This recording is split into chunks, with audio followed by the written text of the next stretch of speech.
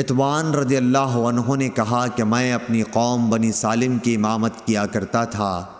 میں حضرت صلی اللہ علیہ وسلم کی خدمت میں حاضر ہوا اور عرض کی کہ میری آنکھ خراب ہو گئی ہے اور برسات میں پانی سے بھرے ہوئے نالے میرے اور میری قوم کے مسجد کے بیچ میں رکاوٹ بن جاتے ہیں۔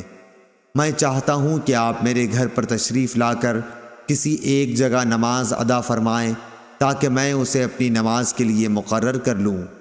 حضور صلی اللہ علیہ وسلم نے فرمایا کہ انشاءاللہ تعالی میں تمہاری خواہش پوری کروں گا۔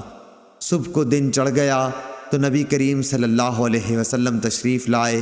ابو بکر رضی اللہ عنہ آپ کے ساتھ تھے۔ آپ نے اندر آنے کی اجازت چاہی اور میں نے دے دی۔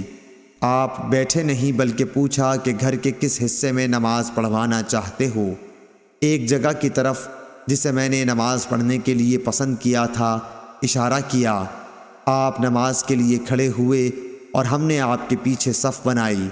پھر آپ نے سلام پھیرا اور جب آپ نے سلام پھیرا تو ہم نے بھی پھیرا۔